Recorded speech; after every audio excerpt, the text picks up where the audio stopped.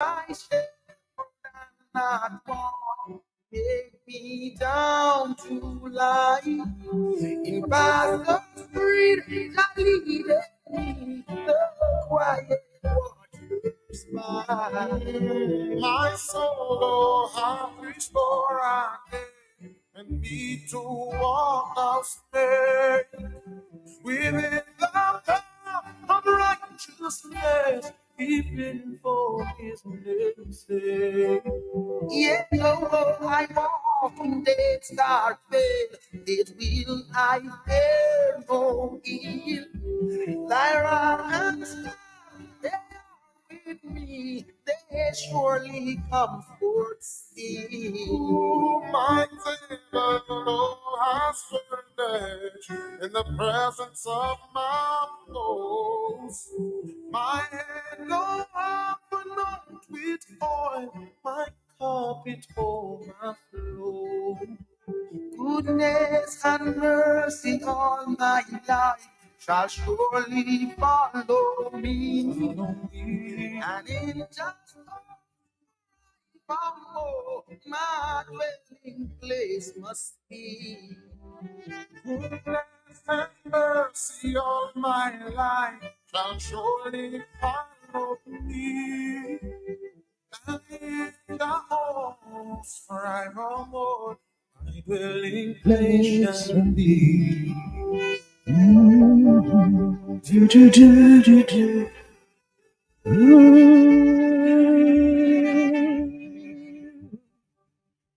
do, do, do, do.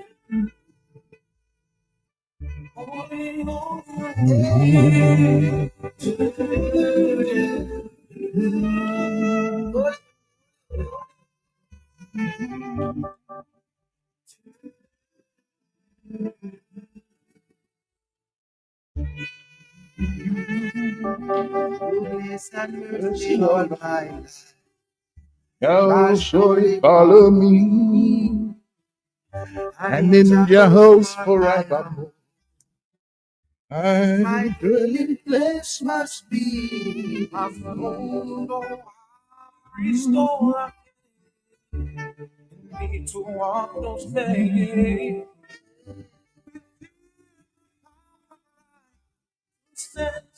Even for His name's sake. Here do I walk through the dark way, it will I fear no evil.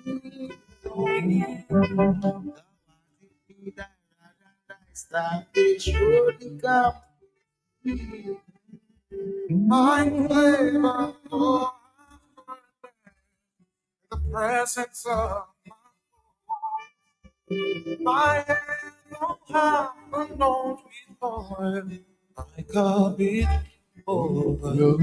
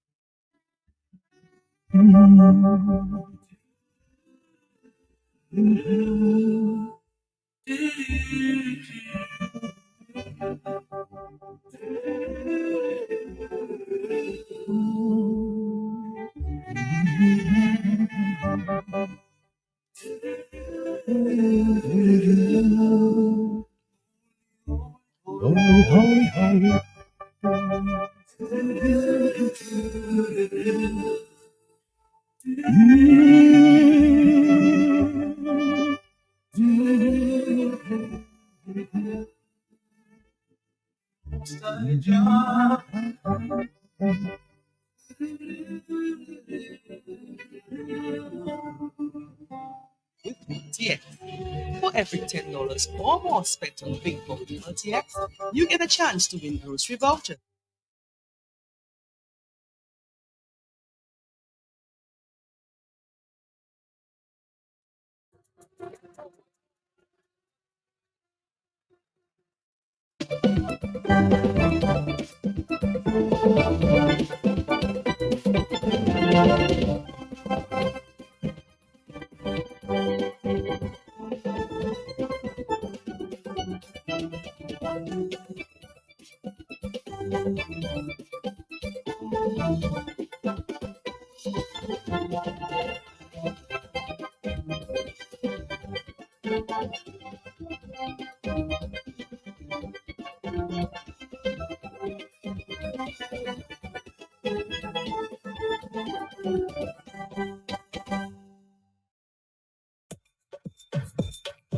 The New India Insurance Company has reopened its doors in Portsmouth, offering the same great services you get in Roseau. Motor vehicle insurance, home and business owners, fire and related perils, public liability, and so much more. Come, visit us today for insurance with a personal touch on Bay Street, Portsmouth, or call us at 445-4023. We are ready to serve you.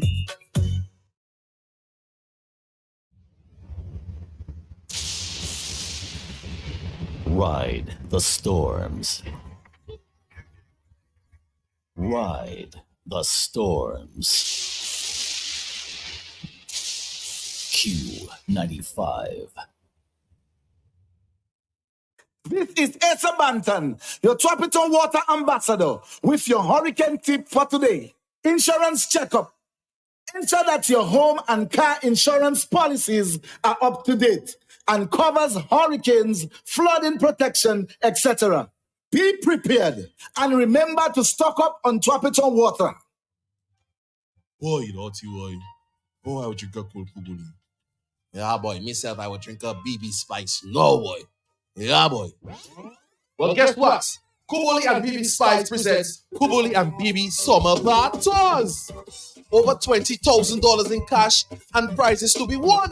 Join us for the exciting promotion at selected bars island-wide. All winners will be entered in a grand draw for a chance to win cash prizes, grocery vouchers, top-up, and lots more. Terms and conditions apply. Yeah, boy, I ain't that. Yeah, boy, myself, I on my BB Spice. Where that be? Please drink responsibly. This rate is great! This rate is great! This rate is great! Pick your own rates at Republic Bank today. Yup, come get what you need at the interest rate you want. We let you pick your own rates. This rate is great! This rate is great!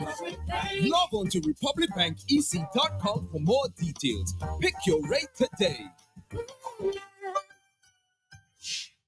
After working hard for many years in London, Goldwyn is now retired and back living in Dominica enjoying his pension. He too shook a smile so we can see the gold teeth and too shook a yank. I met him coming out of Floss's with the help of some staff carrying different foods, drinks, and meats to his vehicle. Myself too fast to go and ask the man what's up. Is their story start? And when we finish have I word, so the Kadimo de San Dominic per finila hamwe. I said, Goldwyn, speak in English, don't force it. Then he said, I shop with intelligence, yeah? At Floss's, you get the most reasonable prices. Quarter bag flour, rice, sugar, milk, beers, soft drinks, water, rum, and so much more. Prices and quantities to fit your needs, mate. Because you just come down and want to tell me what I know about Floss's already. That's where I shop. It's not you alone that want to save money but still get the quality goods. That's right. And if you're listening to this ad, go and check out Floss's for yourself. Next to the Roseau Market, you can't miss it. Now opened on Sunday from 10 a.m. to 1 p.m.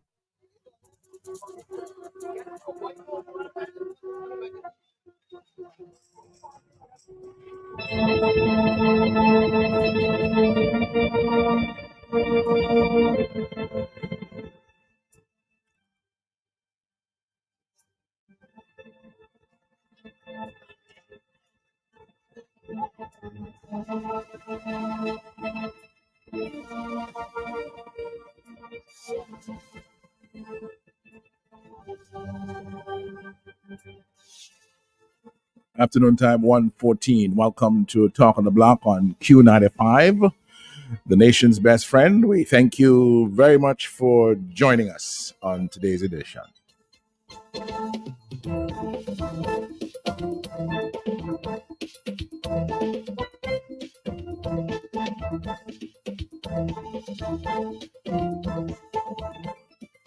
You know, this was supposed to be in the fifth day of the second test match between the West Indies and England at Trent Bridge in England.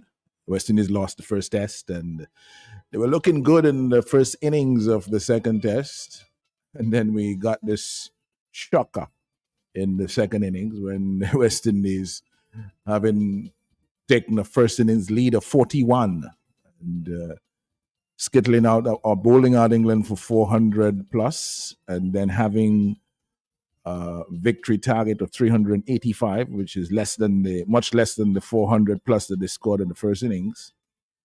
The West Indies, the West Indies were going merrily along, 61 without loss, and then they lost all 10 wickets for another 82 runs. 82 runs. All 10 wickets for 82 runs after being 61 without loss.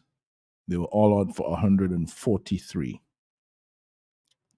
And that was a shocker because given what went down in the first innings, then we did expect something better. So you had a lot of broken hearts all over the Caribbean, here in Dominique and so on. And our boys, Athanase and Hodge, couldn't help this time around. We got one from Athanase and a 0 from Hodge after the maiden test century in the first innings, 120, and the brilliant 82 from Athanase in the first innings. We only got 1 and 0 from them, so a combined score of 1 in the second innings. Even though they had given us what they gave us in the first innings, again in the second innings, we still would not have won. We would have lost the match. So very difficult times for the West Indies. People say, well, that was a good test match and they showed a lot of fighting spirit and so on. I myself am just very disappointed with the showing in the second innings, because it wasn't like the wicket had any demons in it, or it was playing badly or anything. It was a decent fifth-day pitch. You put your head down on your bat and you fourth-day pitch. Sorry, the game didn't get into the fifth day. All right, so that was that there. Later this week, the third test will begin. That's another 5-day affair. God knows how long it will last. All right, we wish and hope for the very best. All right, this morning I was supposed to be here. Couldn't be here because I had engagement in the court. I had some defamation matters, 2 of them that I filed against certain individuals in the Dominica Labour Party. A certain individual in Dominica Labour Party. And those defamation matters are in case management, as they call it. So, part of my morning was spent paying attention to that. And the bigger thing was the incitement matter from 2017, this charge that I incited persons to do all these things in Roseau on the 7th of February in 2017.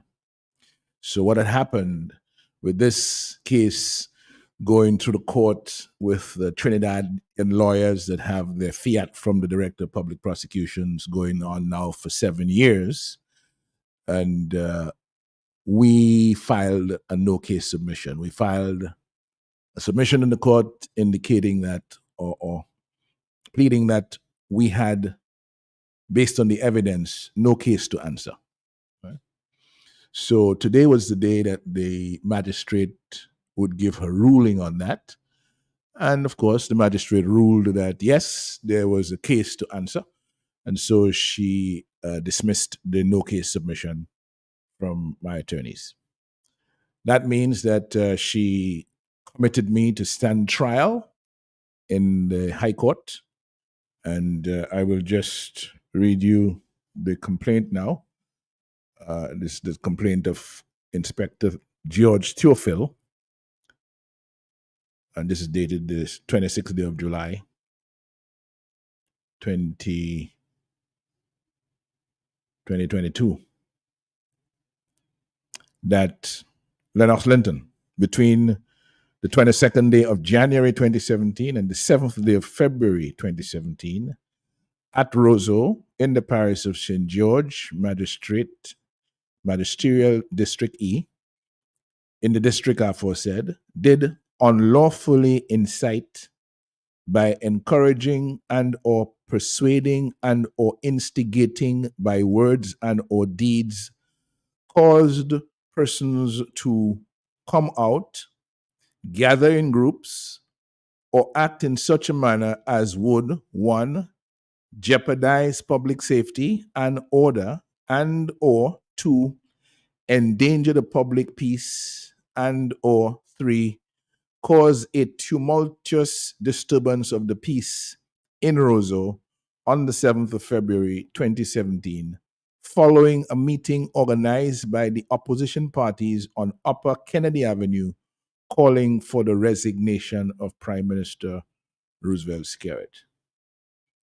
I'll read the complaint again.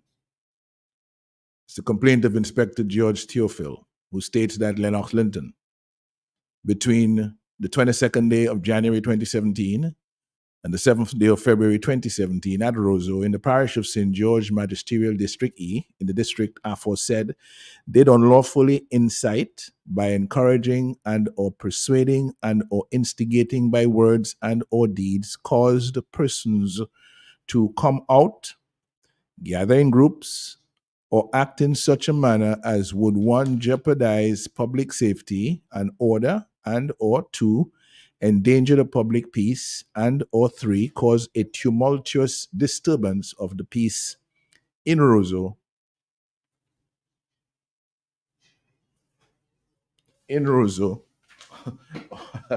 I'm paying attention to something else there, folks. Let me just, I need to deal with something. Yeah, okay. Yeah, that's done. So I'm going to start it again because I just had to, I was just distracted there for a bit. So let's go back. Let's go again. Complaint of Inspector George Theophil, who stays at Lennox Linton of Mont Daniel between the 22nd day of January 2017 and the 7th day of February 2017 at Roseau in the parish of St. George, Magisterial District E, in the district aforesaid, and did unlawfully incite by encouraging and or persuading and or instigating by words and or deeds caused persons to come out, gather in groups, or act in such a manner as would one, jeopardize public safety and order, and or two, endanger the public peace, and or three, cause a tumultuous disturbance of the peace in Roseau on the 7th of February 2017, following a meeting organized by opposition parties on Upper Kennedy Avenue calling for the resignation of Prime Minister Roosevelt Skerrit. I have, of course, pleaded not guilty to this charge, and we did, with respect of that matter, present a no-case submission to the Magistrates Court of Chief Magistrate Candia Carrett George sometime in May of this year, and she handed down her ruling this morning that there was a case to answer, and so she was dismissing the no-case submission. That meant that I am now committed to stand trial for a jury in the High Court. And I, of course, I'm out on bail. I was granted bail. The magistrate indicated the prosecution did not oppose bail.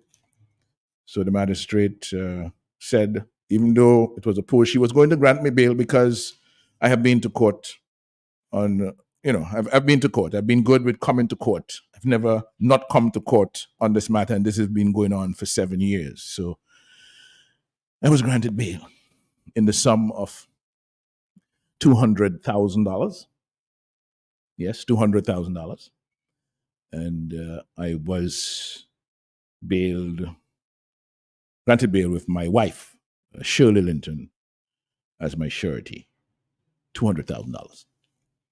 Now, about bail, you have to understand that this is acknowledgement that you owe His Excellency the President the sums that are agreed.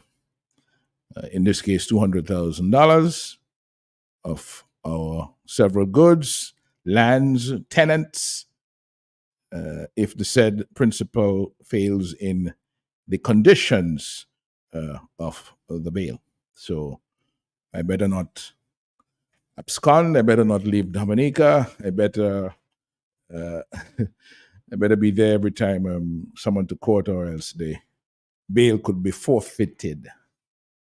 Right. So that's that. But like they say, everything bless. I could actually have been at Stock Farm this afternoon if I didn't have my dear wife to post bail for me. I could have been at, or if she did not have enough security to be my surety, then I could have been at the Stock Farm prison on remand this afternoon, as they would be, as I would be awaiting trial, because they have to have me in custody, and to be sure that I will attend to court to the matter when called to court. So as I say, everything blessed. I'm here. I'm at Q95 this afternoon. I'm out on bail, accused of criminal out on bail, and life goes on. There's something about the weight of the weaponization of the justice system against you as an individual, as somebody who expresses the constitutional right to freedom of expression, freedom of association, freedom of assembly, and freedom to criticize, the right to criticize and to say what you see going wrong. And there's a weight, the weight of that weaponization of the entire system of justice against you and your colleagues. And I felt it in full force this morning in the magistrate's court, notwithstanding the pleasant nature of the magistrate and the easy countenance of the magistrate. I did feel the weight of the criminal justice system weaponized against me, the court. And I was there thinking, yeah, the good Lord above has made a promise. He didn't say that the weapons would not form. He never said that. He said the weapons will form. The weapons will form, but they will not prosper. And as I felt again the weight of that formation of weapons, all that concoction of stories against me, trying to pin me down with a criminal charge of incitement, and expending all these millions and millions of dollars to have 3 attorneys from Trinidad and Tobago coming here over the last 7 years, in and out of Dominic over the last 7 years, persecuting me, Edison James, Thompson Fontaine, and others on this bogus charge. Reminded, yeah, these are the weapons forming. But guess what? They will not prosper. And if any of this is intended to kill me, to shut me down, remember, like I've always said, Zopasa chwe mwe. Zopasa chwe mwe. So do what you want. Do what you feel motivated to do because your master has directed you so to do. That's fine. That's good. It's all good. Truth, righteousness, and justice will prevail in the end, regardless of what you all do or try to do. Don't ever, ever, ever forget that. Don't ever forget that. 1:29 is the afternoon time. And that's where we are. That's what was happening today. So we on our way to the High Court. Edison James is there already in the High Court on this matter. Thompson Fontaine is there in the High Court on this matter. So 3 of us have made it into the High Court on this bogus incitement charge from 2017. They're not letting go this one at all. Doesn't matter how long it goes, they're not letting it go at all, at all, at all.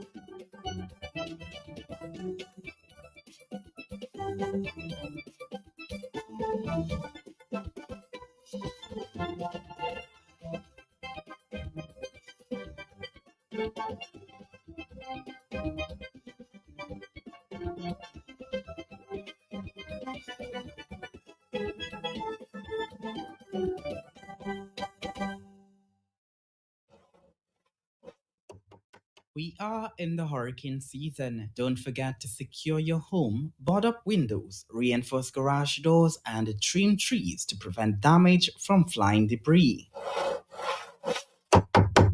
The cost of school supplies having you in a drag? With kids home from school, groceries just don't last.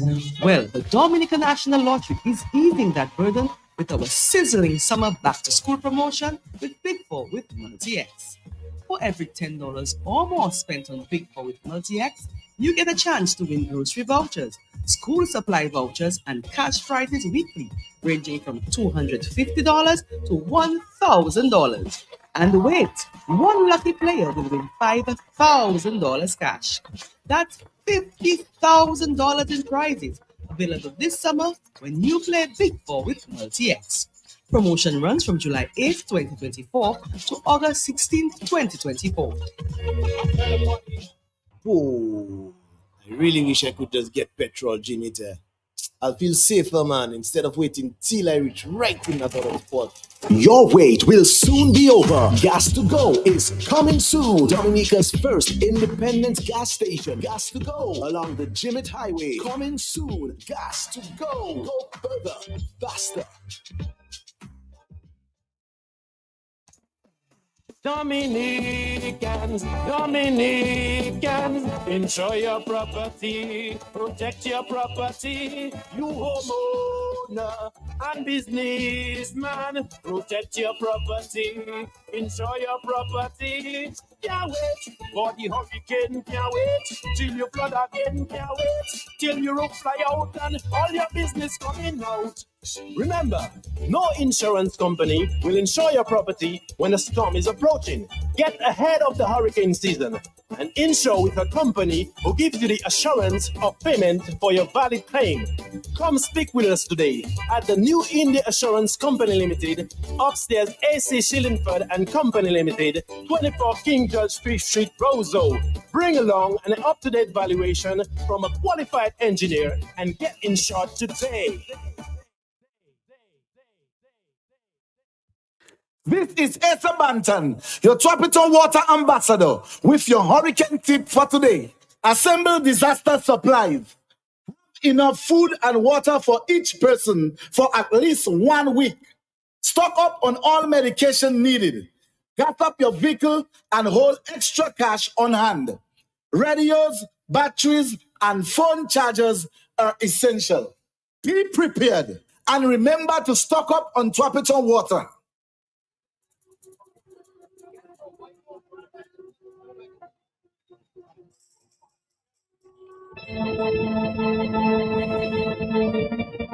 One 33 is the afternoon time. Someone on the telephone. Good afternoon. No, that person left us. Maybe this one is still here. Good afternoon. Yes, by the grace of God, I am here. Linton, Good afternoon. How are you? I'm doing fine. Mm-hmm. By the grace of God, no weapon formed against you shall prosper.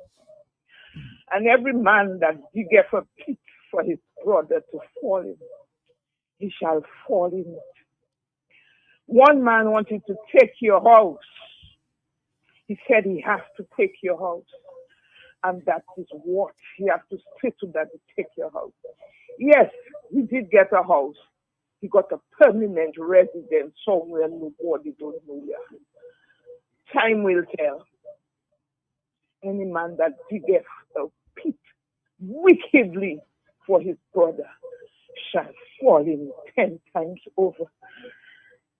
Have a blessed day. Have a blessed day yourself. It is, it is 1:34. Good afternoon. Hello, good afternoon to you and your listeners. Johnson Boston, good afternoon, bro. How are you? I'm fine. Good. I'm hearing you, and you said that this one for your wife, and sending you 40 you may have found yourself at stuff. This is a very serious matter, okay? And I think the people of Dominica has to take these things into account because we are out there in the front line doing this thing, not with malice, but for the good of our country and the benefit of our people. Let me ask you, is this the same case of 2017? 2017, same matter, 7th of February, Same matter, 2017, yes. same matter. Because what you just read there to me sounds so childish in the sense that, I mean, I've been in politics for a while, for a long time, and I mean, I've heard parties mobilize, invite, encourage people to come out to discuss, to hear from the platform what they are planning to do for the country, and at the same time, those who are in government not doing the people's work to be removed. I've heard PJ must go, I've heard OJ must go, I've heard Mamu must go, I've heard Edison must go. Even I've heard from Labour, right, saying Lucy must go. Remember when they were saying Lucy was traveling and had time to settle down to the country's work? Yeah. And they had a famous meeting in some place, in some estate area, to discuss his removal. Mm-hmm. And I remember when somebody called and said that he used to send stool in the sea. A certain minister at the time of Labour who was pushing that he could work with him, but when it comes to govern country, he could not work with that particular person. I won't call the person in law because he was not in the front line like before. But we have heard those things. And sometimes when you hear the police talk to you and report on certain things, you get the impression, and these are police officers who are, in my view, over 40, 50 years, so these things I'm talking about, they have heard that. So and I can say a young police about 20 years, 21 years might say, well, I mean, they have not heard what happened before or heard what people have said before. So these are not new things that politicians use to mobilize and motivate their people to come out in support, in solidarity, to remove bad government and so forth. And all of a sudden, you find in Dominica, some people don't want to hear Skerrit must go, but they still complain and say their situation is poor. They still complain and say that the in the police force are being bypassed, those who are working hard, and many of them working hard and being overlooked, and those who are they're playing the politics, the partisan politics, have been promoted and so forth. That's why the force readies. I mean, I have heard and read and seen in Trinidad where the commissioner of police brought the prime minister at the time and the leader of the opposition together to discuss tension among both sides, both supporters on both sides, to do it for local government election and where the voters will look it up and so forth. I just saw a while ago where some person who spoke at the Trump rally and they were walking and then that person was being booed and being heckled. I just see also somebody who supports the Democratic Party where somebody was saying to them, I think is the Secretary of, I think, Homeland Security, sorry, was saying to the person, you owe President Trump an apology. So both sides will have the views, and that has to be understood in a democracy, in a free country, and people should not muzzle. Because you're in politics really not to just smile and wave and just walk around. You're in politics to say what is not happening, what should happen, and how you can better it for the good of the people and so forth. And I think the police have to understand they have a job to do, not for the Labour Party, not for the UWP, not for the Freedom Party, but they have a job to do for the country. And anybody who breaks the law must be, held responsible, but they should not create a situation where those who break the law and support red or in the red government will go scot-free, and those who doing the utmost to uphold the law, all of the things they say will be held against them to try to intimidate them and put them in jail and to, embarrass them and to, hustle them and so forth. I think you have the situation where you have the shooting of young men going around in the country. And I think the police told me up to now several young men have lost their lives. And I haven't heard the police have reported that they have at least have a break in that situation. So this thing continue. It seems the police here in Dominica only get organized, supplied, and motivated to hustle opposition. You see a little walking rules on barricade all about and they dress in green. You see a little public meeting somewhere and with the opposition, and they're all there, ready, expecting, and even saying in advance what they heard will happen, just to create a problem, just to create an embarrassment, and so forth, for the state, and to give bad name to the opposition, and so forth. And we're all in our country, and if we know our part, we're not just there sleeping, lie down. Even the Prime Minister said, all we do is talk. The Prime Minister himself said, all we do is talk. So why is the police so motivated to hustle and to harass people? And I think that those things must stop. And the country, if you are labor right, but you are not standing for what is right, and you in church every Sunday praying and clapping and singing, and your heart is not focused on the right things, and you treat people because they don't support your party as stones and trees and something else, and so forth, really, you're singing and clapping and praying just to hear, to hear, no matter who you support. A wrong is a wrong, a right is a right, and you should be standing for what is right and against what is wrong. And I think what is being done to you, Lennox, and to the opposition, to Edison James, to Thompson Fountain, these people, I too, I was picked up at my home, I spoke at a meeting. Since I was 14 years old, I involved in politics, speaker at meeting. And I was picked up at my home and brought to court and so forth, brought to the police station, and said, I asked what I'm there for. That they have evidence that I was involved in a plot to vote for the government. I saw the person who saw me with guns and saw me in that kind of movement, get them to see where they saw me, and so forth. I took them out of the court, and so set out of court, they paid me some money. I didn't get a lot, but they paid me some money for the same matter to be the 17th, and so forth. Okay. So I think this matter must come to a close, and we have a Trinidad lawyer paying thousands of dollars to come to Dominica. And when you, Edison, Thompson, whoever else, show up in court, this lawyer is not showing up because he have other matters to do in Trinidad. So you call, and then a matter is postponed and so forth. So you have to go back and forth while a lawyer from Trinidad been hired by this wicked set of people, these ungodly people, and then that person gets a high price to prosecute and to try to destroy our people and so forth. But Lennox, there's a saying, and in case you said before, the evil do live after you, but the evil do live with you. And while these are going on, the country's paying for it because you suspect these guys have no time to do good things for the country, to create jobs, to ensure the country is peaceful and run well, to do the economy, because they're engaged in evil behavior.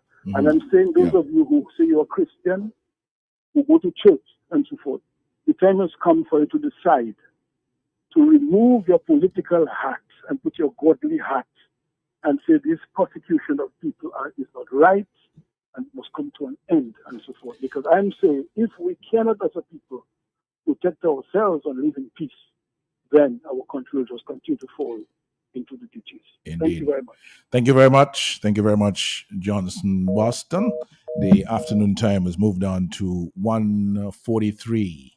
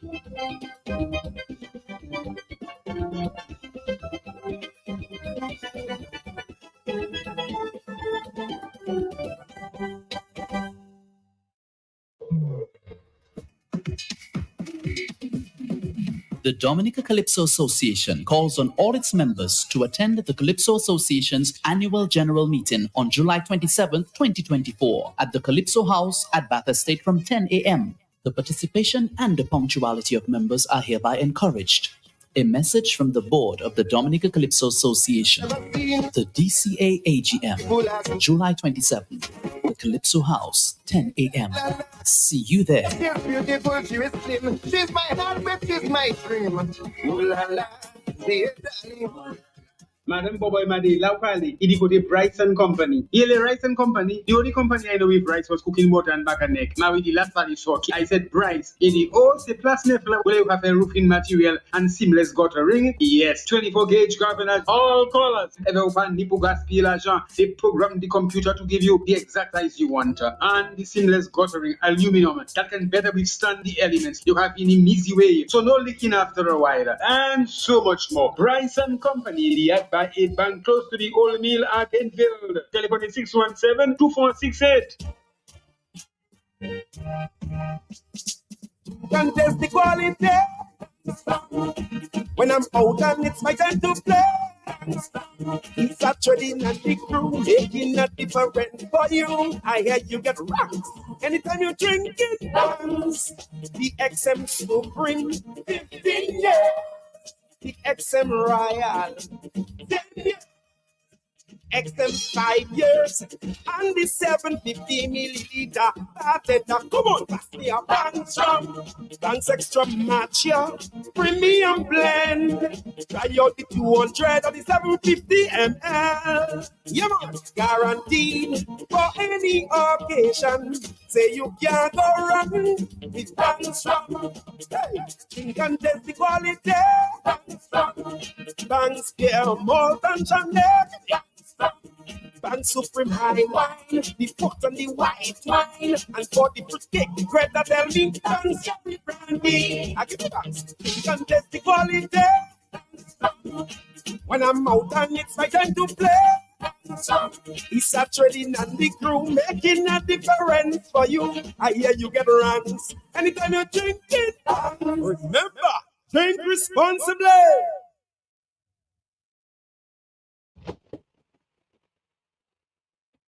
The hurricane season is upon us. Stock up on essential supplies before the storm hits. That means water, canned food, medications, and a battery-powered radio to stay informed.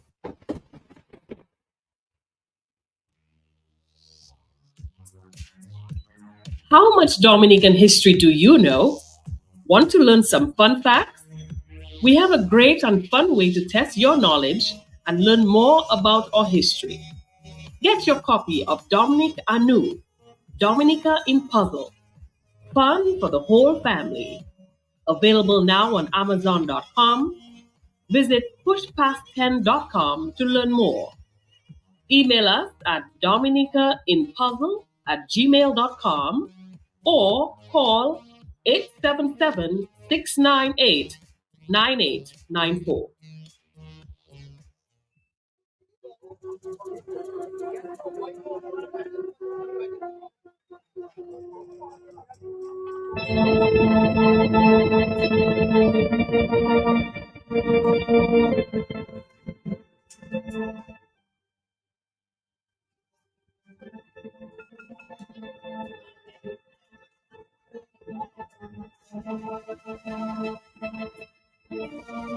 Talk on the block on Q95. Good afternoon. It's 1:48. How you doing? I'm good, Mr. Linton. Good afternoon. Good afternoon. Yeah, so Mr. Linton, when Roosevelt Scarrett goes on his little escapade and really literally threatens his own supporters, Mr. Scarrett's support is threatening his own supporters. He refers to them as whispering nonsense and then goes on to threaten them by telling them that he will simply cancel the NEP and all these social services that he says it took the cabinet to put in, but that he can remove with the stroke of a pen. And he specifically says his supporters. He was not referring to the opposition, Mr. Linton. Yeah, well, I guess it will be argued that does not, such threats do not jeopardize public safety and order, nor do they endanger the public peace, nor do they cause tumultuous disturbance. Well, but the point is that he and his party and his government They talk about how essential these services are to the welfare of the people. And if someone just as much as whispers, he talks about canceling those services. On one side of his tongue, he's saying how important they are and how good and beneficial they are. But on the other side, he's telling them if they as much as whisper, he will cancel it. And that means they become very dependent on these social services. Is that a threat? Is that affecting the lives of people? And how is it affecting, how drastic is that to threaten pulling those social services away from poor people? I mean, are his own supporters thinking that way? And that he is verbally, publicly threatening them? I mean, the clip is there. But anyway, enough All said. right. Enough said. Enough said.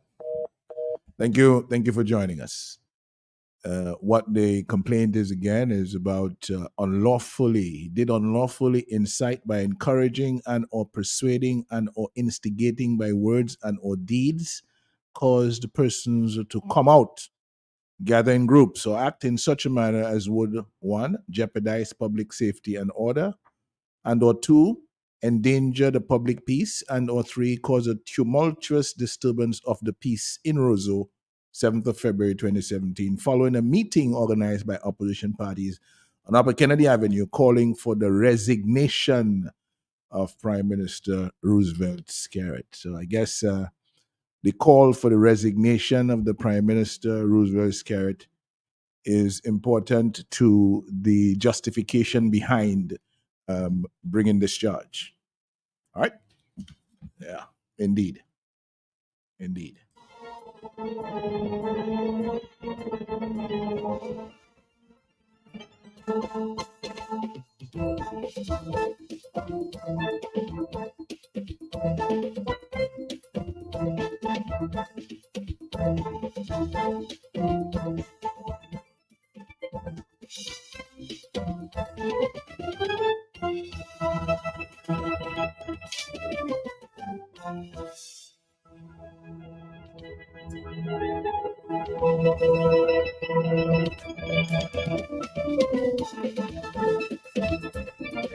And it may well be that, there will be no jeopardy to public safety and order, and there will be no danger to the public peace, and there will be no tumultuous disturbance of the peace if there was no call for the resignation of Roosevelt Skerrit. But of course, all of those are some of the possibilities when you're dealing with a weaponization of the criminal justice system against persons who oppose the sitting government that wants to destroy this democracy and plunge us headlong into a brutal dictatorship. Good afternoon. Good afternoon. Please, my heart, to see what Roosevelt wants to do for Dominican High Your level is very low. If you could speak up a bit, or let's see if we can find a better line. Go ahead. Yes, go ahead. Go ahead. Yes. Said, it bleeds my heart to see what Roosevelt wants to do to a faithful Dominican. Clinton, hold on. God is angry with the wicked every day. If Roosevelt did not manipulate our law, he would be in prison for treason for signing an MOU with China. He would be in prison for treason for cannot give an account of $7.5 billion. He would be in prison for treason for violating our laws. Roosevelt is sleeping with the devil, walking with the devil, eating with the devil, and he has to go to hell with the devil. All right. More phone calls at 1:54. Good afternoon. Hey, good afternoon, Lyndon. How are you doing? I'm good. Lyndon, I got a question for you. Mm-hmm. When Dominica made the switch from the Privy Council to the CCJ, were you in Parliament? When was that? Yeah, I think I probably was. Probably was. Did you support that? I'm not remembering now in my head how the vote went, or if we just abstained, or whether I was in the house at the time that the vote passed. But it was something that we I don't even remember at the point. We were not opposed. We're not opposed to the Caribbean Court of Justice. Some of us would have preferred to see. Some of us would have preferred to see us remain with the Privy Council, and some of us would have preferred to see the Caribbean Court of Justice take over as our final court. Yeah, I'm asking that. And you're asking that because because of what is happening in our court system in Dominica. It seems like our magistrates or lawyers in Dominica, they went to a special school. Because based on the charge that you are facing now, it would seem to me that in Dominica, protest is an illegal action. You are not supposed to protest whatever the government says or ram down your throat. You have to just accept it in peace, right? With no objection, right? And that cannot be fair. That cannot be right in a so-called democratic society. And I cannot understand for the life of me how we have magistrates in Dominica who would look at that, read that, and tell me there is evidence to support that, evidence to suppress free speech and freedom of assembly and all those things in Dominica, and say that is an indictable offense, triable by a judge and jury. Well, you see, hold on, but you see, caller, on the night of the 7th, on the evening of the 7th, there were acts of vandalism that were committed in the city. There were fires set, certain places were damaged and destroyed and stuff. And what the purpose of the charges against me and Edison James and Thompson Fontaine and so on is to pin those acts of vandalism on us as things that we incited with words that we spoke earlier in the day. And somehow from what I'm seeing and what I'm reading in the evidence, it is not connecting. But of course, that is their story and they're sticking with it. So because my concern, how can they link that to the actions to what you said? When I believe to myself that by the time those fires, those vandalism took place, you were probably in bed already. I know that Thompson Fontaine was on the radio going already. Oh, okay. Right? So how do you make the connection between what was said and the actions that went on? Now, to show how political this matter be, and I'm hoping that you will get it, that your lawyer will see it, and that we have cases in Antigua where the judge discovered that too many political statements were made in relation to that. Digital Isaac with the Board of Education cases and those things there. How could you, as a DPP, a magistrate, or anybody, decide to further that case when one of the main culprits, you have withdrawn the charge against him? One of the persons who was jointly tied with all of you, because he sits in the government cabal, that is person in Judas Isaac, they have withdrawn the charges against him. Our courts were not meant to be political. They were meant to be separate arm of society. We have the legislative, the judiciary, and the executive, right? And I do not see how, because a man switches the allegiance from one party to the other, that his actions is no longer criminal. Something is wrong in Dominica, and the day is coming when Dominicans, a balloon can take that much air, and when it can't take anymore, it explodes. And when Dominicans explode, it is not going to be pleasant for anybody in Dominica. And this is action, this is being, the government now is forcing the people into that situation. Thank you very much for those comments and observations. More phone calls at 1:59. Good afternoon. Hey, my beloved brother, blessings to you. What's up? Blessings to you, my brother Tyrone Anthony. How are you doing? I give him thanks in Good. spite of the challenges. There's Good. a lot to be thankful for. Yep. Mr. Linton, it is hurting. And I am caught out that way for years, since I know myself, little boy. Always standing up for people that are defenseless. Although I was so rebel, sometimes I take advantage of defenseless people. But I was not afraid of no kind. Whether you can defend or not defend yourself, we're fighting, we're in trouble. God have me, I'm still alive. I give thanks. Mr. Linton, is it the illegal criminal injustice system. That's how it is said. Yeah, you said it a while ago. The criminal justice system, yeah. Oh. Yeah. Interesting. That's what it is, sir? Yeah, that's what it said, the criminal justice Interesting. system. Mr. Linton, I'm looking at priests and pastors and religious fanatics claiming to be Christians, wanting to be like Christ or followers of Christ. I think they more want to be, I don't know. How can you watch this blatant, meaning in your face, open, clear, obvious persecution, and you go to on your pulpit and you preach about and the Lord said and adultery and heaven and hell and pay your offerings. The Gospel of Matthew, Mark, Luke, and John, it seems that Christ was an illiterate because there is no writings of Christ. Very interesting. That's why I tie up everything, my brethren, because to me, it's a whole evil system. Mr. Linton, we listen to Reginald Austri asking for you to be disappeared, gotten rid of.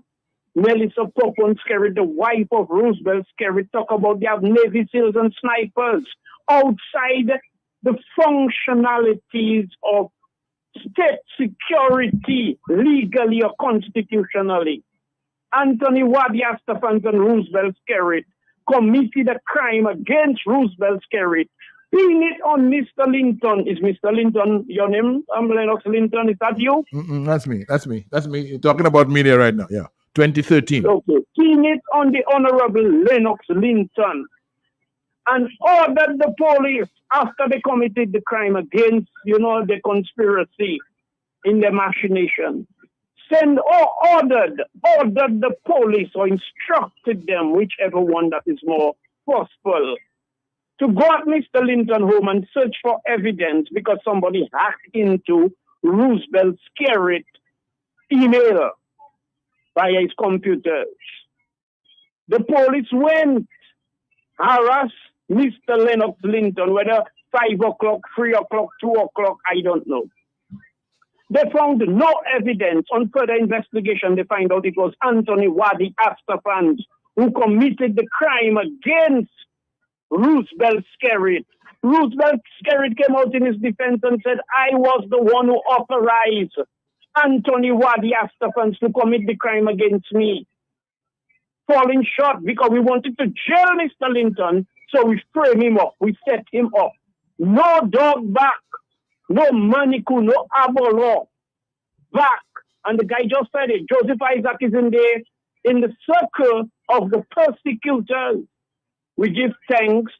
They maybe feel pity for Johnson Boston because they realize he may not be that a big fish, but Edison James, Lennox Linton, Thompson Fountain, but we have to drag themselves there in court till when thy kingdom come.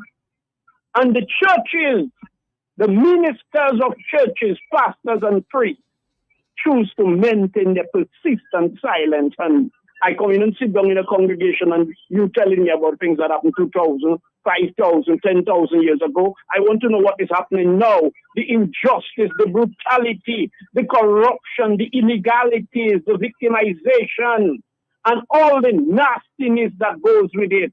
And all you sit down there praying. God hearing all your news in Dominica. Have a blessed day. So take care of yourself. Have a blessed day yourself. With you, my brother. Have a blessed day yourself, and God bless you all the time. Sorry about that. Good afternoon. Hello, good afternoon. Good afternoon, Honorable. Good afternoon, Yusuf. How are you? I'm good. I didn't know you were there. I just came in when Johnson Boston was speaking, because I like to roam about. Mm-hmm. Okay. That's why I heard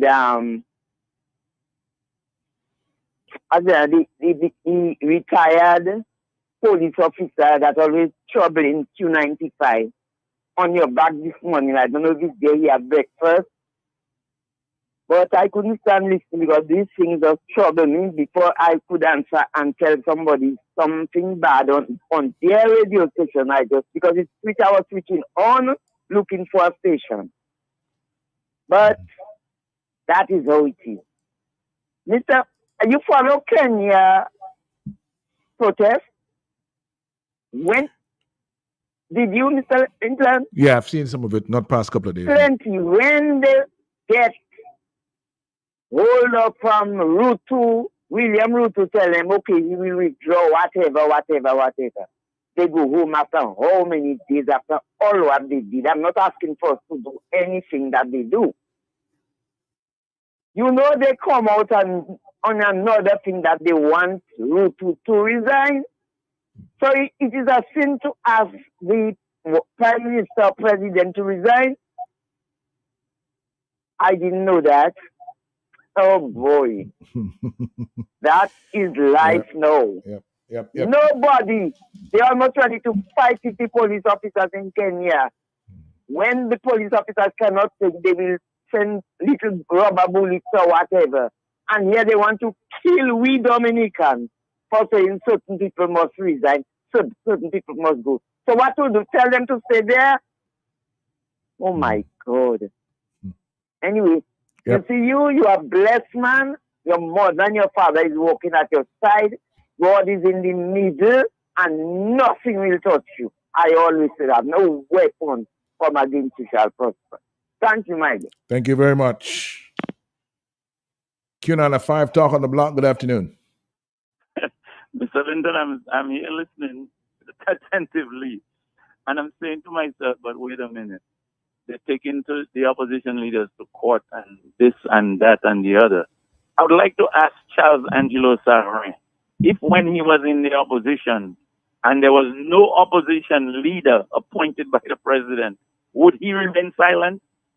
I am asking all the labor rights, all of them, if they were in the opposition and there was no opposition leader appointed, for whatever sick excuse that people may come up with, would they remain silent?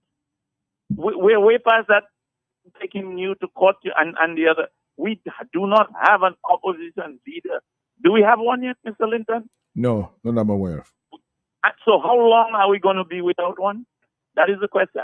Should we put a timer on that, Mr. Linton? Well, it looks like indefinitely because, remember, the president has refused to appoint the leader of the opposition in disobedience to the provisions of the Constitution, in violation of Section 66(2) more specifically.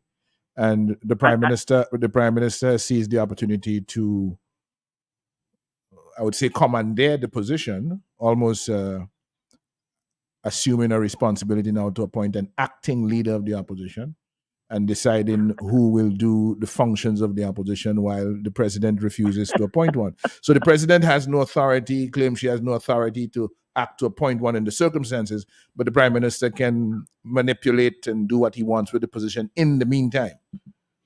And in the meantime, the people of Dominica remain silent that we do not have an opposition leader in the House appointed for whatever lame excuse that whoever has come up with those lame excuses. Is that taunting? If it is illegal for us to express ourselves and demonstrate, if we do demonstrate against that, is that against the law? That you have failed to put an opposition leader in place in this so-called democracy. Is that not taunting people? Is that not taunting the residents or the citizens of this country? Must the citizens of the country remain silent while we have no opposition leader in a so-called democratic society? Wait a minute. How far is this going to go? How far is this going to go? 8 minutes after 2 o'clock. Good afternoon.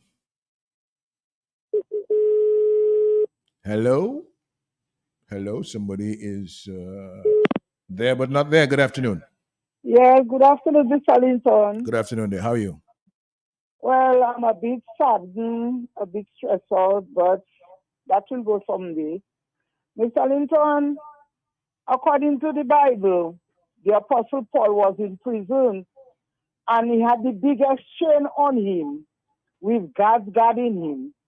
And he left the gods and them in the prison and he was out. They don't know where he goes. So the shackle they have on you one day, that shackle will be broken. And I hope when that shackle is broken, that shackle don't go back on them. The Lord is with you, Mr. Linton. Have a nice day. Have a nice day yourself, and thank you very much. Thank you. Thank you very much. Now, just to make the observation that you see that thing called injustice, persistent injustice, it incites people to react. It incites them, it provokes them to react. Persistent injustice. When people are under the yoke of injustice, when what belongs to them they're being deprived of what belongs to them, the monies that belong to them are being used by certain people and certain people only to do things that benefit those people and not them.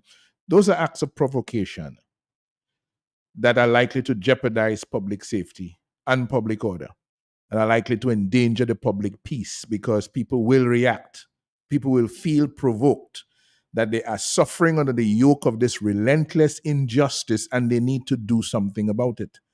And that something could result in a tumultuous disturbance of the peace. Those things can happen. Those things happen in democratic societies. And this afternoon, I want to again return to something which I think is a persistent provocation of the people of Dominica and an incitement of the people of Dominica to react and to disturb the peace in Dominica. Good afternoon. Yeah, good afternoon, big brother. How are you doing? How you did today? Today they adjourned the treason matter to the 24th of September. That's when they're going to, I suspect, that's when they're going to continue the matter. Okay. But interestingly enough, we preparing for that. Mm-hmm. I want to express my gratitude to my leader, Prime Minister David Booney and Julian Prevost, and to Ron Theophilus from St. Lucia, who joined our case, and also Dr. Xavier for the assistance that they've been giving in terms of we preparing for that case. And I don't want to forget Lennox, you and my other brother, Dr. Pascal, for standing up for me, and all my family members for standing up for me during this ordeal, during this prosecution, because I've been very rough, especially when I heard Magistrate Luda this morning, when he adjourned the matter, was quick to mention that the conditions of bail remain. That, I have to give up passport, I have to sign every week. I cannot work, I cannot travel to work, and that normally I would travel out of state to work, even in St. Lucia and those places there. That cannot be done. So my livelihood is seriously affected. But anyway, Lennox, that will be dealt with. I'm very confident with the legal team, and I know that they're doing the best, and we will get good results. Lennox, I just wanted to mention today that there is a Carib Council chief elections today in the Kalinago territory. Mm-hmm. And I'm very concerned about my sister Annette Sanford, who, from all reports, has a very good showing. I wish sometime during the course of the day we could hear from Annette, because she is facing a lot of stiff opposition in that campaign, where you have the government putting all their full resources behind the person, the candidate that they're supporting. We even have in reports that the president also has joined the campaign trail, and the president's husband is busy and active on the campaign trail. And I'd really like to. There's a niece of the president involved in the election. In the election, yes, the niece of the president, and the president is. She's a candidate. She's a candidate for the post of Kalinago chief. Kalinago chief, and the first man, I understand, is very active in that election campaign. I'm unprecedented in Dominica. Not even Charles Savre stooped that low. So I'd really like to hear from Annette, to find out, what really is the situation, if she can confirm those reports that we've been hearing. Thanks a lot for the opportunity, my brother.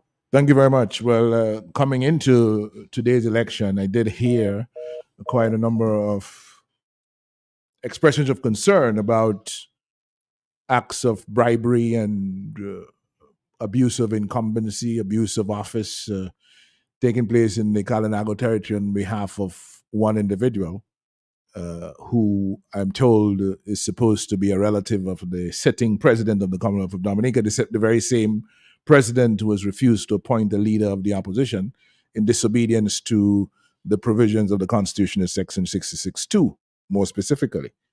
But there were all these stories making the rounds about acts of bribery, people receiving building materials and so on in significant quantities in order to influence their votes in the election for Kalinago chief.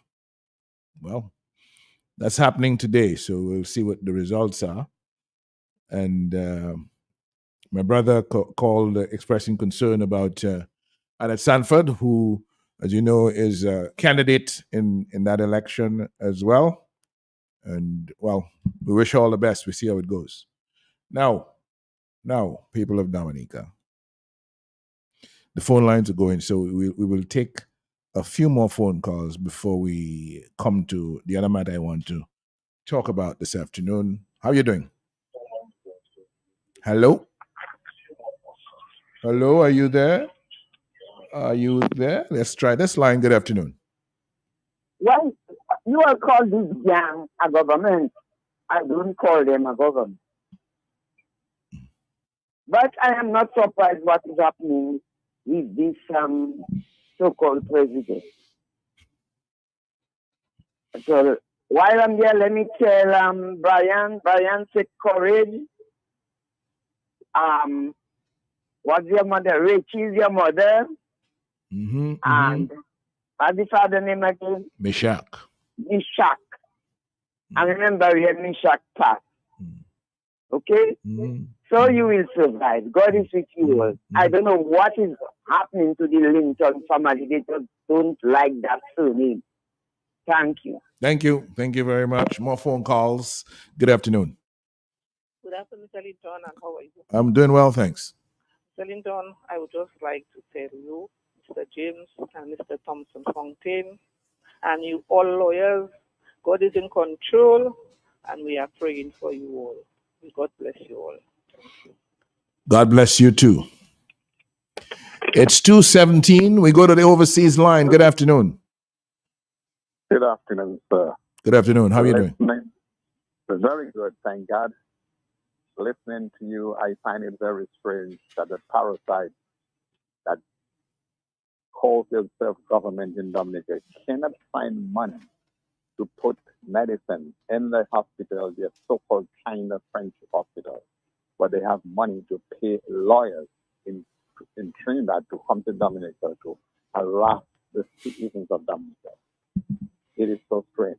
Yep. And another thing, we have a number of Dominicans living in Dominica that will find time to send you emails on WhatsApp about Trump. And the son of a gun will not send anything pertaining to that Caliwag they call Kerry, who is robbing the people of Dominica. And some of the most former government workers. But they're wasting their time and the energy about what's going on in America when you're living in Dominica. You can't vote in America. Mind your business in Dominica and talk about what's going on in your country. And God bless you. Have a wonderful afternoon. God bless you too. Have a wonderful evening. Now, over the past year, we've been talking a lot about the decision of the British to suspend visa-free entry into Britain for Dominican citizens, the holders of Dominican passports. That's as a result of the way our citizenship by investment program is being handled. All right, so we have that, and we have all the concerns that we've been discussing with the CBI program and the money not coming into Dominica and so on. And it surfaced at about the time that last year when we lost visa-free access into Britain. Some people were were calling the death of the CBI program, and they were saying, well, the program is going to die, etc., etc., etc. Well, let me let you know that we are continuing to sell citizenships at a pace. There is no evidence that the pace of selling our Dominican citizenship has slowed down at all. As a matter of fact, in the last financial year, which just ended last month, the government is reporting that it sold over 10,000 citizenships. The government is reporting that it sold over 10,000 citizenship. Those 10,000 citizenships have a value, a sale value of $11.4 billion. $11,400 million. $11.4 billion. That's the sale value. And that, no, sorry. No, I'm getting ahead of myself. Those 10,000 citizenships sold last financial year, which ended on the 30th of June. We sold just over 10,000 citizenships. And that was for a total of $2.3 billion. $2.3 billion. And from that $2.3 billion, the records of government indicate that we only received into the Treasury $600 million, which means there's an amount of $1.7 billion for the last financial year that remains unaccounted for, that has not come into the Treasury of Dominica. So you see, as we talk about it, as the years go by, the funds that we cannot account for keep adding up. Last year, we were talking about $6.4 billion unaccounted. Well, the figure is rising. That 6.4 billion added to the that 6.4 billion over 7 years added to the 1.7 billion for this last year, which makes it 8 years now. The amount unaccounted for is $8.1 billion. $8.1 billion. And yes, by the way, we have now sold, 7 years we sold 40,000 and something passports. 8 years now, we're updating to 8 years to include the last financial year, and we have now sold over 50,000 passports. Over 50,000 passports for sale value of $11.4 billion, of which we have only received into the Treasury $3.3 billion, which leaves an amount of $8.1 billion over 5 years that is unaccounted for. Now, Mr. Skerritt knows about that money. He knows who he has given it. He knows who is given license to hold it wherever they're holding it and to spend it as they would like to spend it. Okay.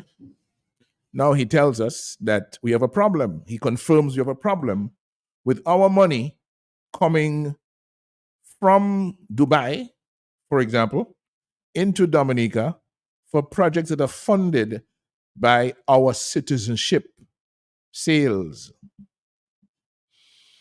So MMCE is the preferred agent. That's the one that sells the passports, and that's the one that takes the money from the sale of the passports to build public infrastructure projects in Dominica that they have carte blanche for. Now, Mrs. Skerritt confirms that Mr. Hayden is having difficulty moving the money into Dominica.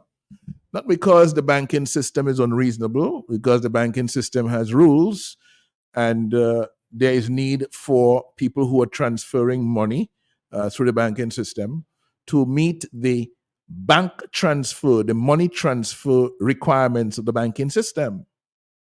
Mr. Skerritt said they're not onerous, they're not unreasonable, they're transparent, and there should be no problem with them in that sense, but he doesn't tell you why Hayden, his agent of choice, is having problems moving Dominica's money into Dominica's bank for the benefit of Dominica.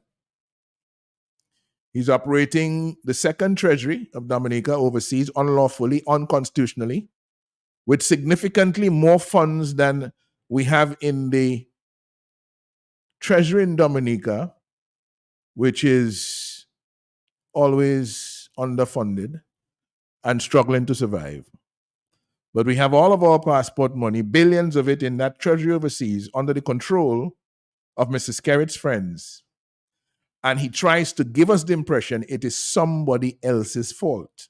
Now, a situation like that, when you know your money that has been raised from the sale of your citizenship that belong to the people of Dominica, is being used by one man in that cruel, unreasonable way to oppress you and to make your life worse than it should be. That is supposed to make normal people angry. That is supposed to make normal people vexed because you're being oppressed with what belongs to you.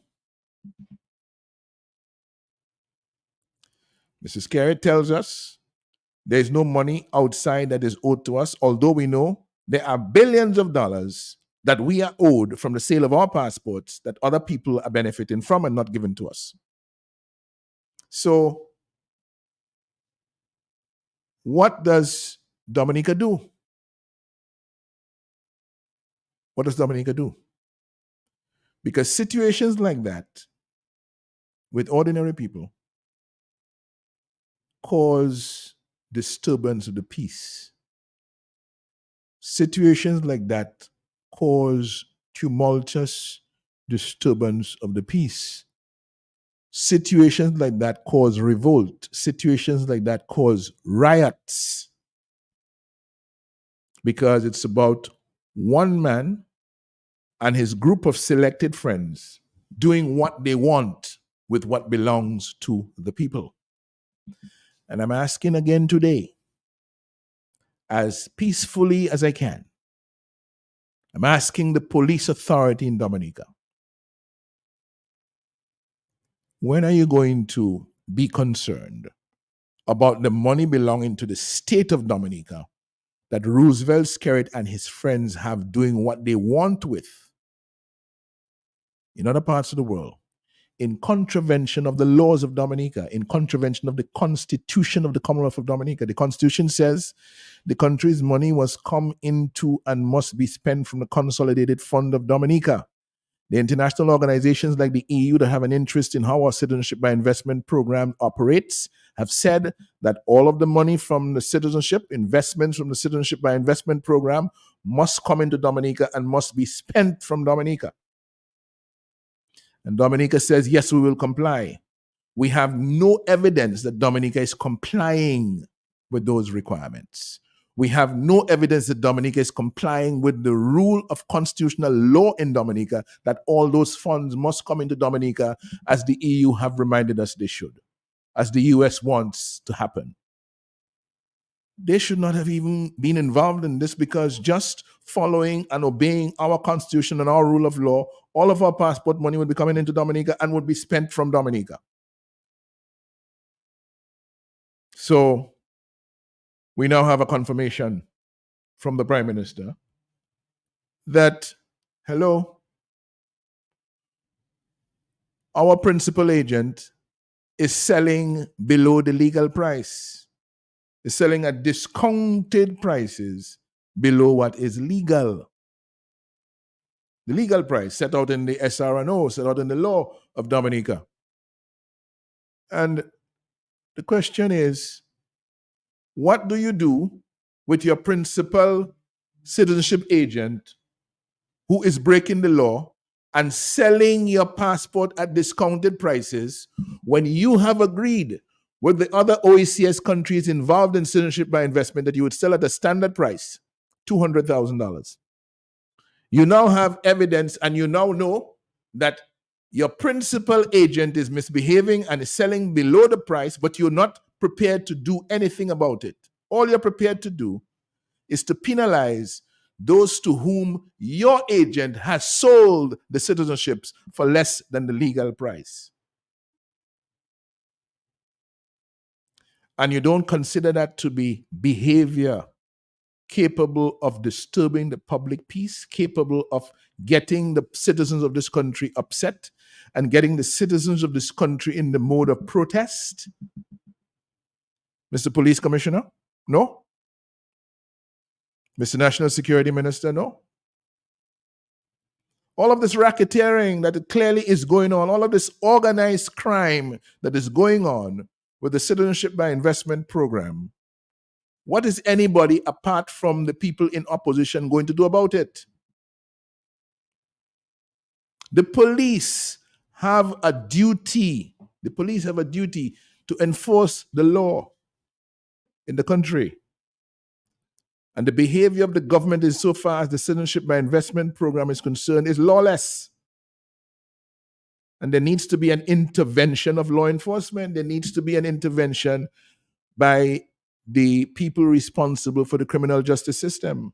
Crimes are being committed with the passport revenues of the country right before our eyes, or money is being stolen right in front of our eyes. And we are accepting every single excuse that people give us. The very same people who are involved in the racketeering with the passport money, we are accepting every excuse they give us. When in fact, their actions should be triggering tumultuous disturbances of the peace. The actions should be jeopardizing public safety.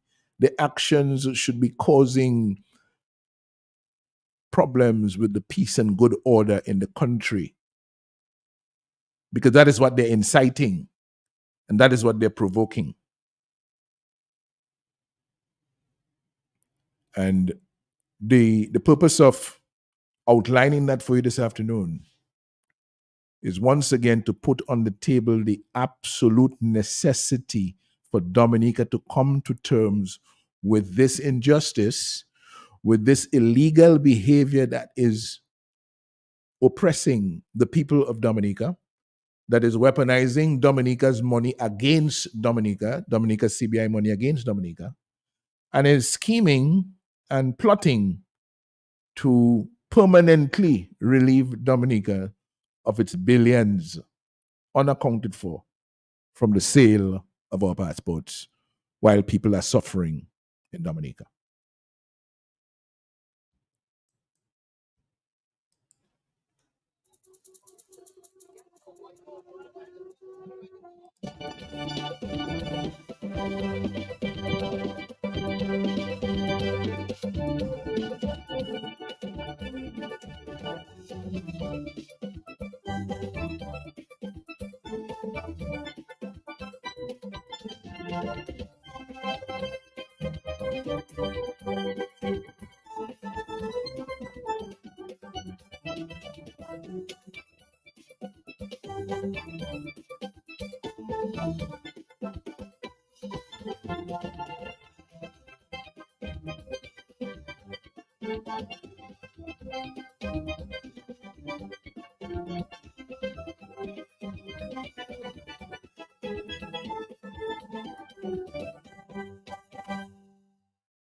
Join us every Monday for our new radio show entitled Peaceology State. The vision of Peaceology State is to increase involvements and help improve conditions of peace on individual, family, group, community, national, regional, international, and other levels. The show will be hosted by founder of Peaceology and the world's first peaceologist, Dr. Peter K.B. St. John. Co-hosted by his daughter, University journalism student, Patrice K.B. St. John. Dr. St. John defines peaceology as the science and practice of low stress and high joy. Peaceology State seeks to increase experiences of low stress and high joy among as many people as possible. Again, join us every Monday 8 to 10 p.m. Eastern Caribbean Time on Q95 Radio, the big station.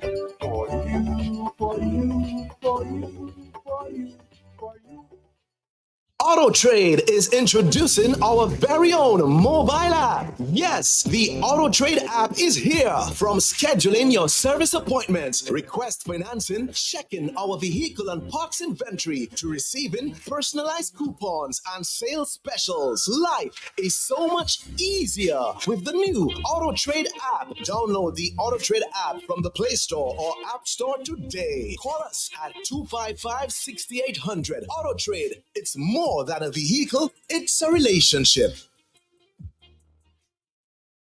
During a hurricane, if there is a lull after the eye of the storm has passed, stay in a safe place, except to make emergency repairs. The wind may return suddenly with even greater strength. Since 90% of hurricane casualties occur from drowning, you must evacuate islands and beaches and other vulnerable locations as early as possible. And those seeking shelter should shut off water, gas, and electricity before leaving their home. A message from Q95 FM Radio.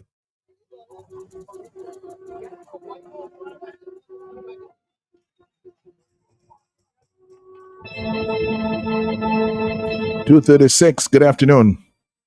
Good afternoon, Mr. Linton. Mm-hmm. I'm trying to get it straight based on what Roosevelt Skerritt says, and I'm going to try to give a comparison. Now, I buy a good, and I bought it at a lower price than it should have been. Mm-hmm. I am going to be penalized by having that good taken away from me. Mm-hmm. But the agent who sold it to me is not apparently doing anything illegal. Mm-hmm. And not only that, I was supposed to go and check the internet to make sure that I paid the right price. Mm-hmm. Because the government, according to what Mr. Skerritt says, it is published in the government website what the price should be. I should have not paid any less. And the fact that I paid less, I'm being penalized, but his agent is not responsible. Anywhere else in the world? Right? Anywhere else in the Am world? I right?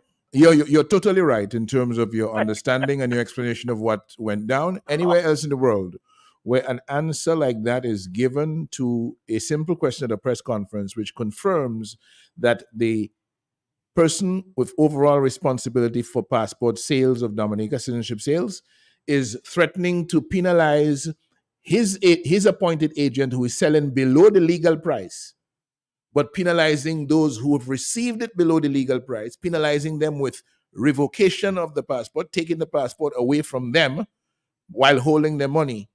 Anywhere else in the world, the police would have intervened to ask that head of the program questions. Anywhere else in the world.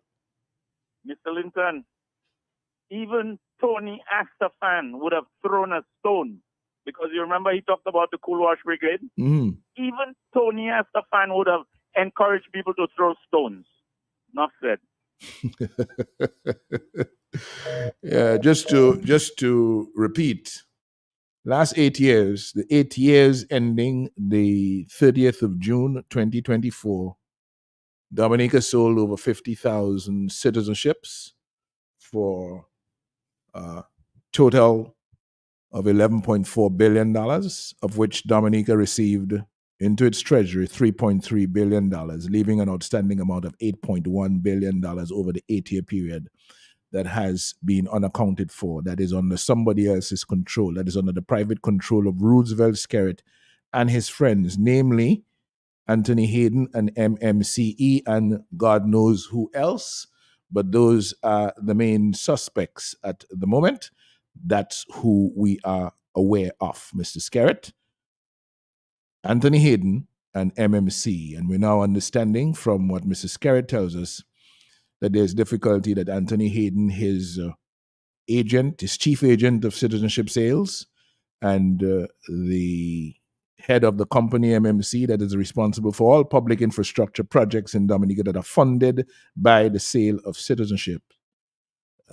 These persons are working together and are having difficulty bringing in Dominica's money from sale of citizenship into Dominica because the agent either will not, cannot, or refuses to comply with the money transfer requirements of the international banking system. As a result of that, our correspondent banking relationship with Bank of America is under threat. Correspondent banking relationship between Bank of America and the National Bank of Dominica is under threat. And we may have a situation where we get kicked out of the international banking system. So we have no way of spending US dollars and so on to buy the groceries that we import from the rest of the world, and et cetera, et cetera. We have no basis for doing business, transacting business with the rest, no mechanism for transacting business with the rest of the world, and would have to find ways around that. Mrs. Garrett says it's a problem for everybody, even though he knows where the threat is coming from. And he doesn't seem to have the energy or the forthrightness to do anything or to say anything about who is responsible and who needs to take action to resolve this. He's putting the blame on everybody else and saying everybody must speak up now, because if we lose our correspondent banking relationship, we'll be effectively outside of the global financial system.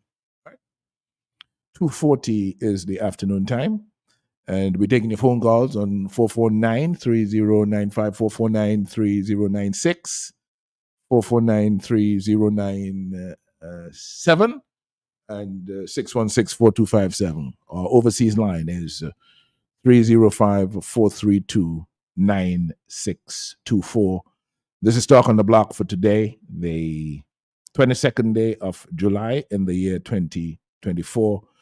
We thank you for joining us. I know lots of folks in Dominica fond of watching their TV, CNN and MSNBC and so on. They are fully seized of what's happening in the U.S. with the decision by the presidential nominee for the Democratic Party, the sitting President Joe Biden, to step aside and to endorse his vice president, his running mate, Kamala Harris, is the candidate, the Democratic nominee for the presidency in the November elections. Good afternoon. Hello? Are you with us, or have you changed your mind? Maybe you have changed your mind, because I'm hearing the line live, but you're not responding. Hello, good afternoon. No? Okay.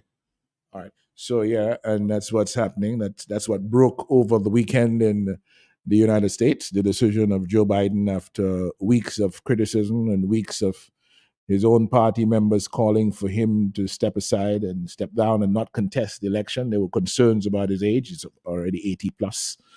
And those concerns have gotten to Biden. Biden has decided, well, yeah, okay, in the interest of the country and the party, I will step down. And I'm endorsing my running mate, my vice president of the last term, the term that we won that the Democrats won in the 2020 election. That running mate, Kamala Harris from California, is going to be, is being proposed by or endorsed by Joe Biden as the next Democratic nominee for the presidency of the United States of America. That debate has been going back and forth very aggressively in the past couple of weeks, having much to do with Biden's age and whether or not he is up to the task of given his condition, whether he's up to the task of really running the affairs of America for another 4 years.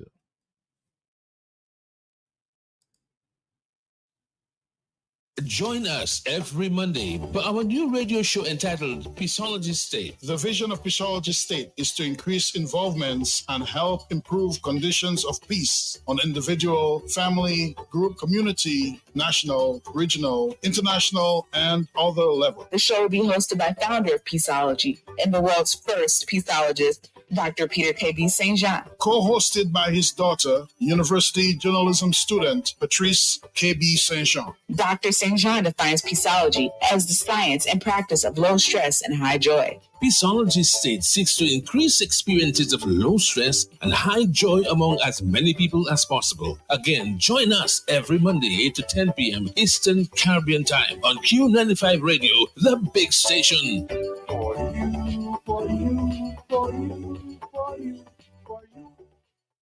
Auto Trade is introducing our very own mobile app. Yes, the Auto Trade app is here. From scheduling your service appointments, request financing, checking our vehicle and parts inventory, to receiving personalized coupons and sales specials. Life is so much easier with the new Auto Trade app. Download the Auto Trade app from the Play Store or App Store today. Call us at 255-6800. Auto Trade, it's more than a vehicle, it's a relationship.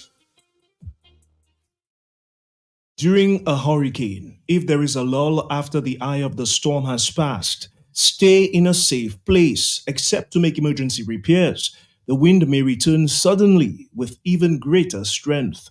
Since 90% of hurricane casualties occur from drowning, you must evacuate islands and beaches and other vulnerable locations as early as possible. And those seeking shelter should shut off water, gas, and electricity before leaving their home. A message from Q95 FM Radio.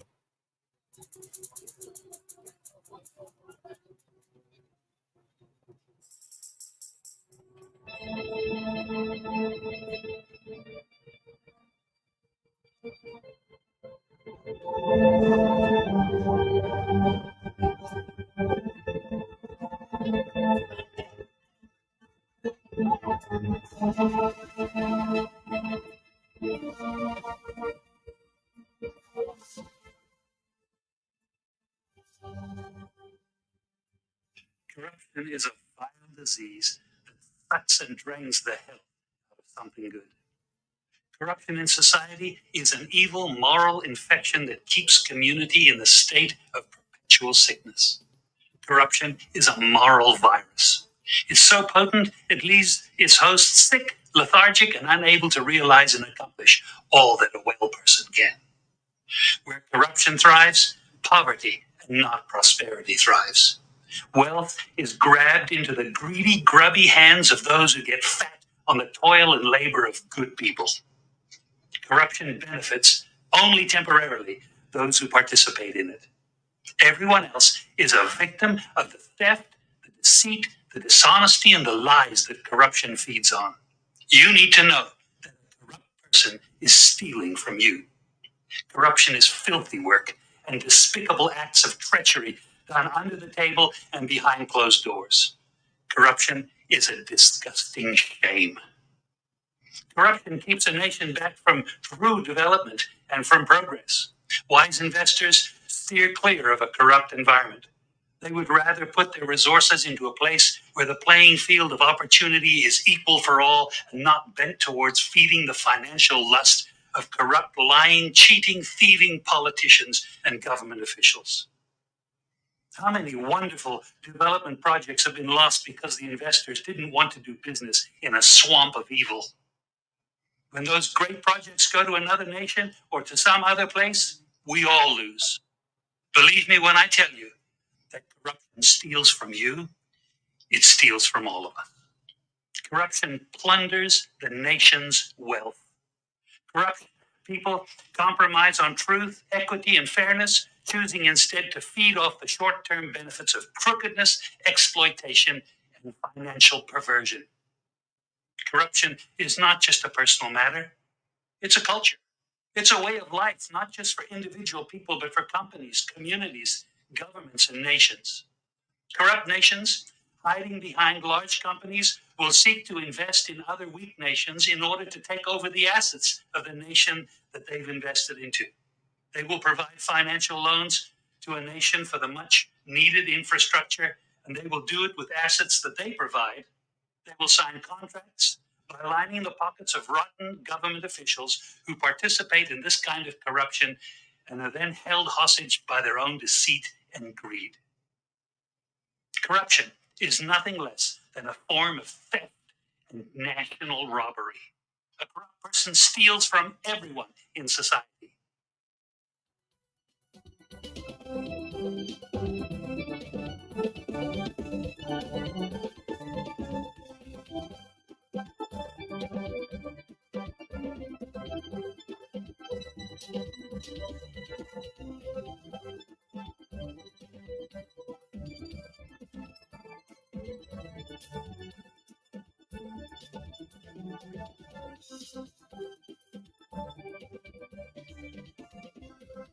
Talk on the block. Good afternoon. Mr. Lincoln, it's me again. Something that, man, in that clipping you just figured that struck me. Mr. Lincoln, can I ask you a question? Mm-hmm. Besides the passport sellers they have in Dominica that building airport and pass, Jesus Christ, that building hotels, Mm-hmm. and the Chinese, what other genuine bona fide investors do we have in Dominica? Can you point a couple of them out to me, please? Because I don't know them. Not off the top of my head. Jesus, Mary, well. You're talking about foreign investors, right? Yes, foreign investors. No, not off the top of my head. What a country. The only investors we have here, the so-called investors, those are the ones that hold in our passports, string to our passport in their hands. And the only real genuine investor we had there, a so-called passport seller, killed him and his wife. What a country. Bye-bye. Have a good afternoon. Have a good evening. Thank you very much for joining us. Overseas Line, good afternoon. Mr. Linton. Yes, sir. In a real country, if a real police force, Kerry should have been arrested already. In a real country, the Prime Minister's son, who put somebody 6 feet under when he was driving a car, and the police allow him to leave Dominica, in a real country, that police commissioner would have been fired. You are not living in a real country. You're living in a crooked country ruled by a crooked scarab, stealing Dominica's money. Thank you. Thank you. Thank you very much. No? Okay. That person changed his or her mind. This is Q95, Talk on the Block for today. It's the 22nd day of July 2024. It's a Monday, and it is a day I will long remember for the developments in the earlier part of the day. That's just part of my personal life story. All right, so let me just tell you that for the rest of the week, we're going to be focusing on economic matters, matters to do with the budget and the upcoming budget that is going to be presented on the 26th by the Prime Minister. This happens every year. By the way, I'm one of those who used to argue that we should have in the Parliament of Dominica separate debates of the estimates of revenue and expenditure and the budget statement. The budget statement should be debated separately from the debate on the allocation of revenue and expenditure on the what is called the estimates. And usual, nothing gets listened to in Dominica that makes sense or is constructive in the parliamentary scheme of things. So nobody ever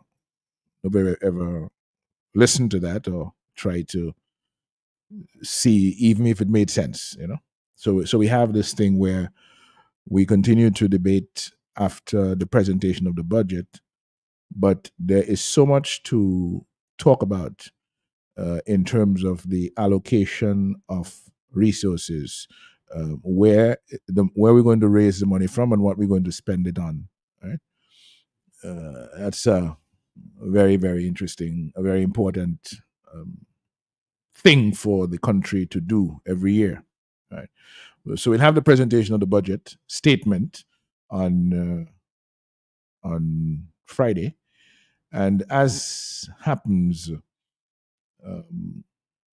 in these discussions in the budget cycle, the 400 plus pages of data that's presented in the estimates gets brushed aside, almost ignored, notwithstanding everything it can tell us about the performance of the government in the previous year and what it can tell us about the proposals being made now to raise revenue and to spend revenue, especially in the area of projects and programs that could grow the country, that could make us better in specific areas of interest.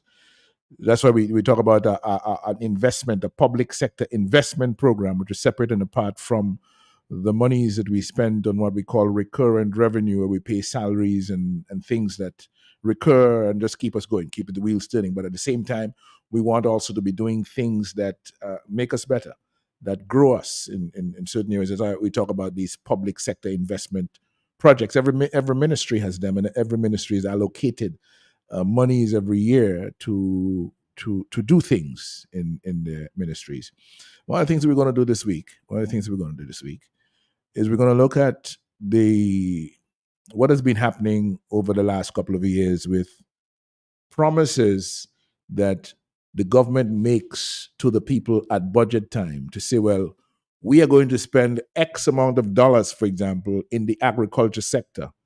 And as a result of those monies that we spend, you're going to see this project, you're going to see the next project.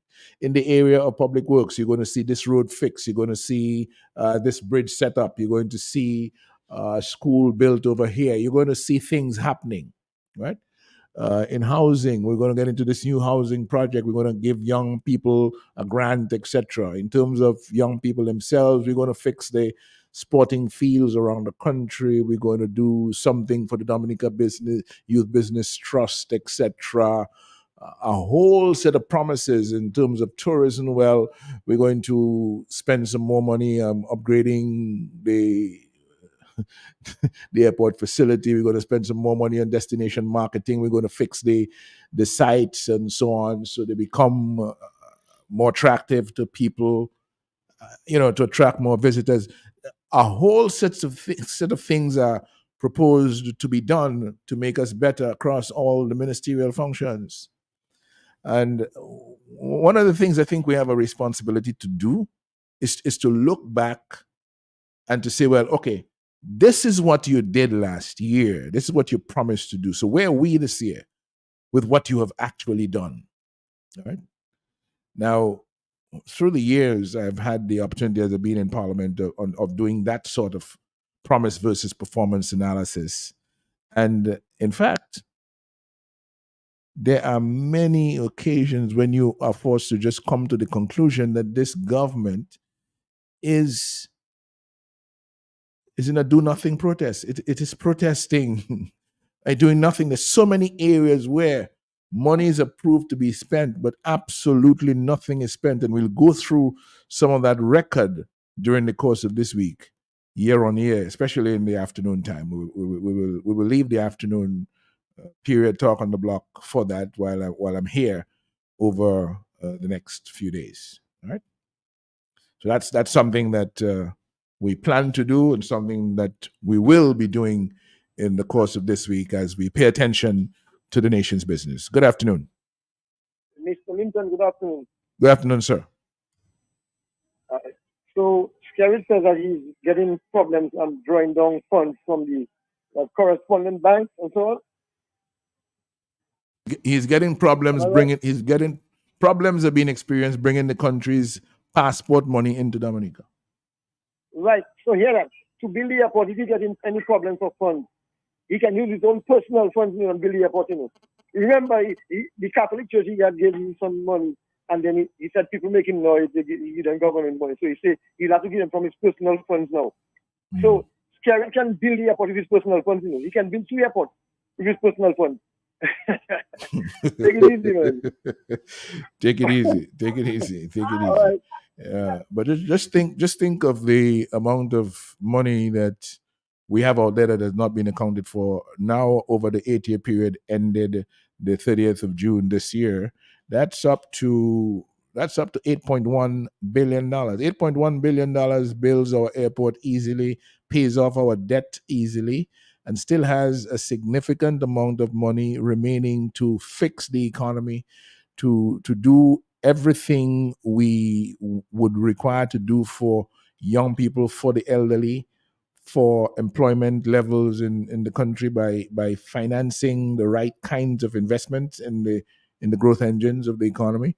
We're not short of funds to do the work that needs to be done for Dominica. We just have the funds in the hands of people who are doing what they want with it, while the people need it for their survival and their progress. And that's not a sustainable situation, which of course we are doing our level best to correct. All right.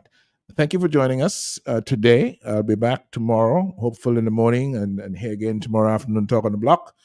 Till then, as we always say, do be the best that you can be. And on behalf of the team here at Q95, the nation's best friend, see you tomorrow. God bless you.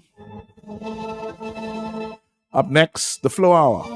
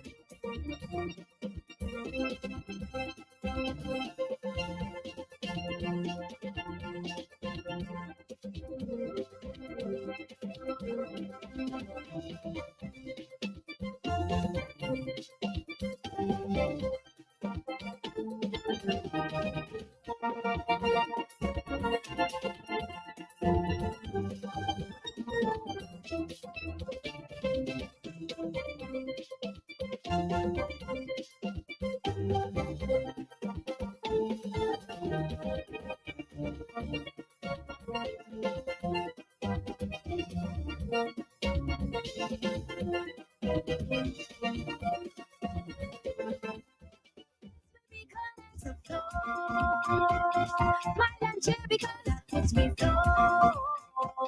Grab somebody and tell them hello. Grab somebody and hold them there. Jam with each other. Grab somebody and hold them there. Jam with each other. Hold them close, don't go nowhere. Hold them close, don't go nowhere. We got about 3 minutes outside the hour of 3. Good afternoon, Dominica. Welcome to the Flow Hour right here live on the Carry FM and Q95. Once again, you know what time it is. You know, this is how we flow, man. WhatsApp your friend right now, text your friend right now, call your friend right now from your Flow phone and let them know the thing is on this afternoon. It's all about the most reliable network, of course. Flow is loved. Sing it afternoon to all the folks at the Flow store. This is how we flow. Saying a special good afternoon going out to our GM. Good afternoon to you and happy Monday. How was your weekend? Grab somebody and tell them hello.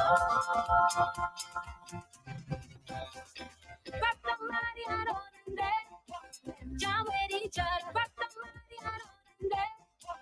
Jam with each other, hold them close, don't go nowhere. Hold them close, don't go nowhere.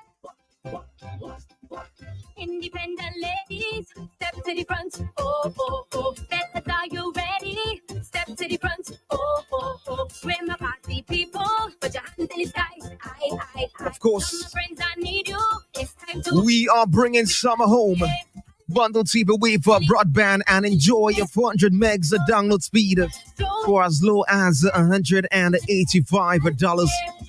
Of course, win your share of $15,000 cash plus weekly prizes. But don't want to miss out, man. Come to the Flow store. Ask about our broadband. Bundle your TV right now. Sign up today. Make that switch today. This is how we flow, man. Good afternoon to all my Flow customers, wherever you are in the world or wherever you are this time. I want to say good afternoon to you and thank you for making Flow your service provider of choice.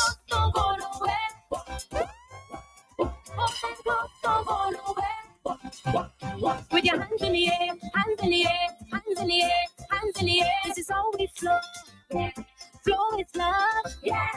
Hands in the air, hands in the air, hands in the air, hands in the air. This is how we flow. Yeah. Grab somebody and tell them hello. Happiness where we connect to flow. Smile and cheer because it's we flow. Grab somebody and tell them hello. Rock somebody and hold them there. Jam with each other. Rock somebody and hold them there.